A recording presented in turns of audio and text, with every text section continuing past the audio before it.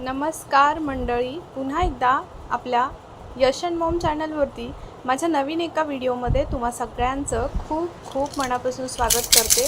आज आपण बघतोय अगदी छान कुरकुरीत असे पांढरे शुभ्र वर्षभर टिकणारे, काळे न पडणारे, शिवाय उन्हात न जाता, तुरटी न वापरता आणि घरच्या घरी अगदी लिंबूसुद्धा न वापरता किंवा जास्त वेळ पाण्यामध्ये न ठेवता वेफर्स अगदी साध्या सोप्या पद्धतीनं 10 मिनिटामध्ये ही रेसिपी बनवते। रेसिपी कुठे स्किप करू नका, रेसिपी सुंदर आहे, लगेच होणारी आहे, त्याच्यामुळे रेसिपी अगदी शेवटपर्यंत बघा। चला तर रेसिपीला सुरुवात करूयात। इथे आता बघा मी बटाटे घेतलेत। आता हे बटाटे आपण जे भाजीसाठी वापरतो ना तेच घेतलेले आहेत। इथे काही वेगळे बटाटे किंवा आपण वेफर्ससाठी वापरतो असे बटाटे घेतलेले नाहीत। तर आता बघा या पद्धतीनं हे बटाटे मी 2 तासासाठी पाण्यामध्ये भिजत ठेवले होते सुरुवातीला। आता याच्यानंतरची जी प्रोसेस आहे ती अगदी कमी वेळामध्ये होते, म्हणजेच मी तुम्हाला 10 मिनिटं बोलले। तर आता आपल्याला हे बटाट्याचे जे वरचे साल आहे ती या पद्धतीनं सगळी साल किसून घ्यायची आहे। तर इथे तुम्ही बघू शकता सर्व साल आपण काढून घेतलेली आहे आणि स्वच्छ पाण्याने परत एक वेळा धुवून स्वच्छ पाण्यामध्ये आपल्याला हे बटाटे घालून घ्यायचे आहेत। आता दुसऱ्या साईडला आपल्याला परातीमध्ये पाणी घ्यायचं आहे आणि जी खिसणीवरती आपण याचे वेफर्स बनवणार आहोत ती खिसणी आपण इथे घेतली। आता बघा आपल्याला बटाटा कसा किसायचा आहे ते सुद्धा मी सांगणार आहे। तर इथे बघा या पद्धतीची खिसणी असते। एक असतं निमुळता भाग असतो तिकडे आणि थोडासा जाड भाग सुद्धा एक असतो बरं का खिसणीवरती। तर जाडवरतीच आपल्याला थोडंसं किसायचं आहे।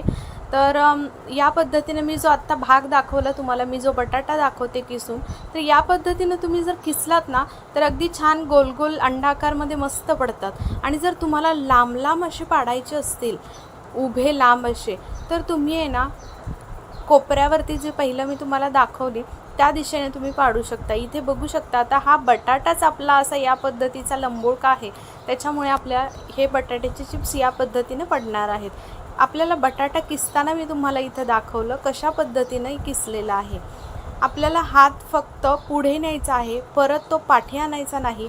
इथे दाखवल्याप्रमाणे आपल्याला हे चिप्स पाडून घ्यायचे आहेत, जेणेकरून आपले हे चिप्स एकसारख्या आकारामध्ये पडले जातील, म्हणजे अतिशय पातळसुद्धा पडणार नाहीत। मीडियम साईजमध्ये आपल्याला हे बटाट्याचे चिप्स बनवून घ्यायचे आहेत। आता बघा इथे सर्व बटाट्याचे चिप्स या पद्धतीने आपण किसून घेऊयात, पाडून घेऊयात। आणि हे जे होते ना परातीतले ते दुसऱ्या पाटीमध्ये मी पाण्यामध्ये ठेवलेले आहेत, म्हणजे जेणेकरून ते काळे पडणार नाहीत आणि छान त्याचं स्टार्चसुद्धा निघण्यास मदत होईल। आता बघा त्या परातीमध्येच थोडे थोडे करून आपण बाकीचे राहिलेले सुद्धा सर्व या पद्धतीनं चिप्स पाडून घेतलेले आहेत, ते सुद्धा या पाण्यामध्ये ठेवायचे आहेत पाटीमधल्या। आणि आपल्याला या बटाट्याच्या चिप्सच्या वरती पाणी ठेवायचं आहे, अजिबात इथे आपले हे चिप्स उघडे पडता कामा नयेत। आता इथे बघू शकता तुम्ही या पद्धतीने मी सर्व चिप्स इथे बनवून घेतलेले आहेत। स्वच्छ आपल्याला धुवून घ्यायचे आहेत। परातीतलं पाणी बघू शकता तुम्ही किती पांढरं झालेलं आहे, म्हणजे भरपूर स्टार्च याचं निघालेलं आहे। आता किसून राहिलेला जो हा राहिलेले तुकडे आहेत हे तुम्ही भाजीसाठी वगैरे सुद्धा वापरू शकता। आता जे पाटीमधलं आहे बघा, तर याचे आपल्याला स्वच्छ धुवून घ्यायचं आहे, चोळून धुवायचे छान, म्हणजे बऱ्यापैकी अजून याचं स्टार्च निघून जातं। आणि आता दुसऱ्या परातीमध्ये मी स्वच्छ पाणी घेतलं आहे, त्याच्यामध्ये हे सगळे चिप्स डीप करून घेते। आता थोडे थोडे, आता माझ्याकडे दुसरी काही मोठी वस्तू नाही आहे, तर थोडे थोडे करून मी याच्यामध्ये डीप करून घेते। नंतर आता बघा या परातीमधलं मी सर्व याच्यामध्ये काढून घेणार आहे आणि पुन्हा या पाटीमध्ये जास्त पाणी घेऊन याच्यामध्येच डीप करणार आहे। आता इथे बघा पाटीमधलं पाणीसुद्धा तुम्ही बघितलं किती पांढरं झालेलं आहे, म्हणजे तुम्ही आहे ना इथे 3-4 वेळेस जरी धुतलं ना तरीसुद्धा याचं पांढरापणा पाण्याचा थोडा निघतच जातो। जे पण काही स्टार्च आहे ते सर्व आपल्याला याच्यामधून काढून घ्यायचं आहे। आपल्याला इथे हे वेफर्स एक 4 ते 5 पाण्याने स्वच्छ धुवून घ्यायचे आहेत, चोळून छान। आता बघू शकता परातीमध्ये सुद्धा बघा आपण दुसऱ्या ते तिसऱ्या वेळी धुतोय तरीसुद्धा किती पांढरं पाणी अजून निघतंच आहे। तर आता हे जे आहे बघा पाटीमध्ये डीप केलं आहे, इथे बघू शकता निथळ पाणी आता बऱ्यापैकी दिसायला लागलेलं आहे। आता आता आपल्याला इथे फक्त एक 10 मिनटासाठी ठेवायचं आहे, 10 ते 15 मिनटासाठी ठेवायचं आहे. आणि आता बघा हे आपल्याला काय करायचं आहे, ह्याच्यामधून सुद्धा वरचे वर हे जे चिप्स आहेत तर ते काढून दुसऱ्या एका भांड्यामध्ये घ्यायचे आहेत. आणि जे खालचं पाणी असतं ते सुद्धा बऱ्यापैकी जितकं याच्यामध्ये स्टार्च अजून थोडं असेल तर ते तळाला बसेल आणि आपले हे वरचे जे चिप्स आहेत ते आपल्याला एका भांड्यात काढायचे आहेत. मग ते राहिलेलं पाणी जे पाटीतलं आहे ते आपण टाकून देणार आहोत, किंवा तुम्ही झाडांना सुद्धा तुम्ही ते वापरू शकता. आता माझ्याकडे जास्त झाडं नाही आहेत म्हणून मी इथे टाकलेलंच आहे, पण तुमच्याकडे जर झाडं वगैरे असतील तर भरपूर पाणी हे चांगलं असतं, हे झाडांना नक्की तुम्ही वापरा. आता हे बघा अजूनसुद्धा याच्यामधलं थोडं निघालेलं आहे. आता एकदम फ्रेश इथे चिप्स आपले इथे तयार झालेले आहेत, म्हणजे मी 4 ते 5 पाण्याने स्वच्छ धुवून घेतले बघा.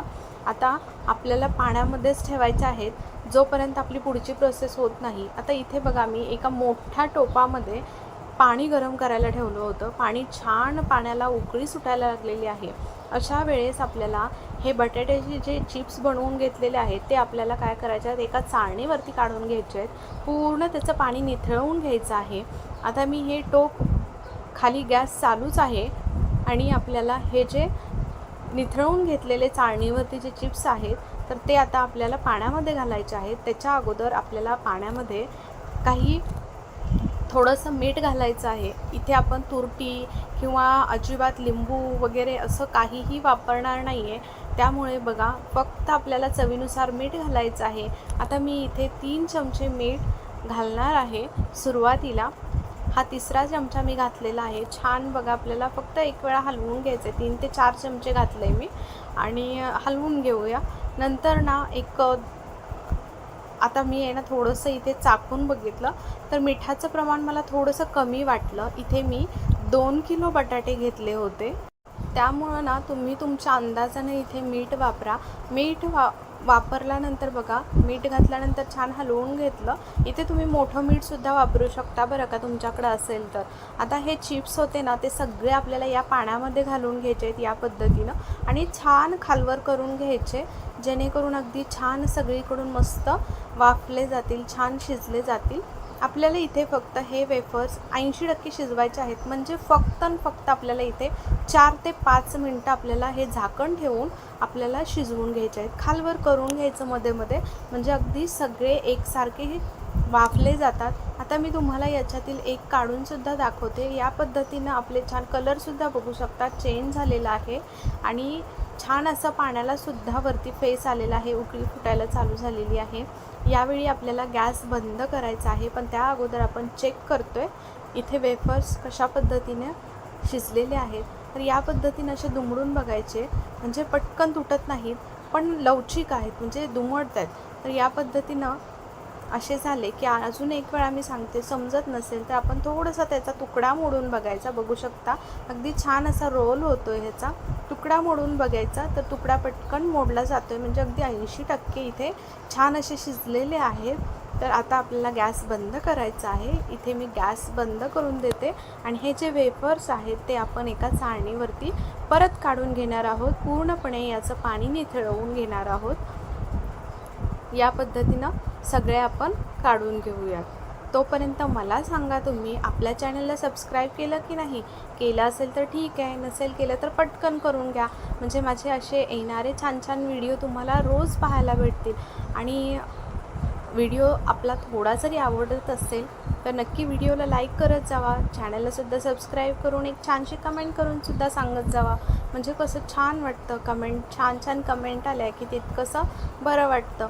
आता इथे बघा छान आपण या पद्धतीनं बघा चाळणीवरती पाणी निथळवून घेतलेलं आहे पूर्णपणे आणि एका पाटीमध्ये ती चाळण ठेवलेली आहे, जेणेकरून एक्स्ट्राचं पाणी असेल तर पाटीमध्ये खाली राहील.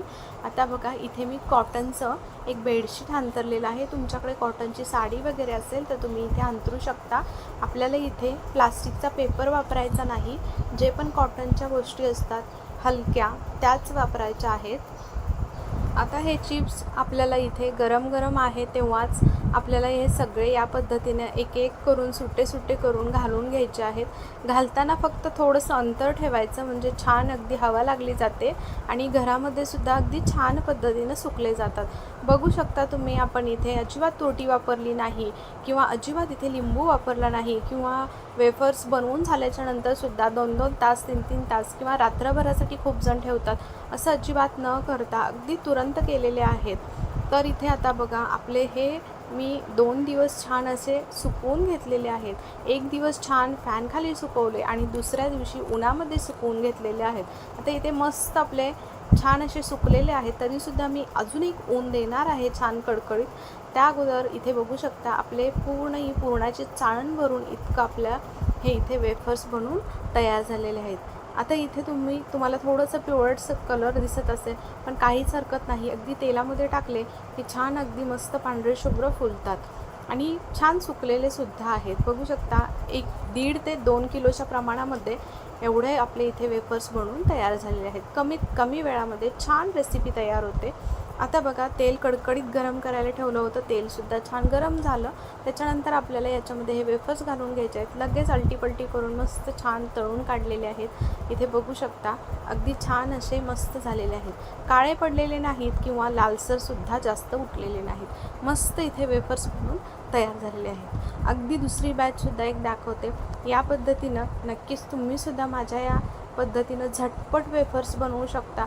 असं नाही की सगळ्यांच्या घरी तुरटी वगैरे असते, कारण कधीकधी शेतातल्या घरांमध्ये वगैरे आपल्या इथे बघू शकतो बऱ्याच वेळी ह्या गोष्टी नसतात। आपण कसं गावात वगैरे असेल तर या गोष्टी पटकन घेऊन येऊ शकतो गरज असेल तर, पण रानातून वगैरे घेऊन गावातून यायचं म्हणजे तो पदार्थ तिथे थांबला जातो। तर थांबता न येता आपल्याला अजिबात थांबायची गरज नाही, पटकन तुम्ही ही रेसिपी बनवू शकता।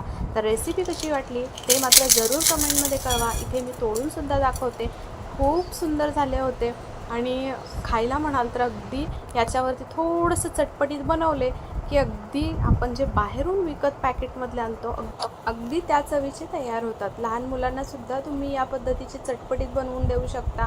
अगदी वर्षभर टिकणारे, काळे न पडणारे, पांढरे शुभ्र बटाट्याचे वेफर्स उन्हात न जाता, तुरटी न वापरता, लिंबूचा वापर न करता इथे तयार झाले आहेत। रेसिपी कशी वाटली नक्की कमेंटमध्ये सांगा। रेसिपी थोडी जरी आवडली तर व्हिडिओला एक लाईक करा, तुमच्या मित्र मैत्रिणी परिवारांमध्ये जास्तीत जास्त शेअर करा। चला, उद्या पुन्हा भेटू अशा छान रेसिपीसोबत। तोपर्यंत बाय बाय।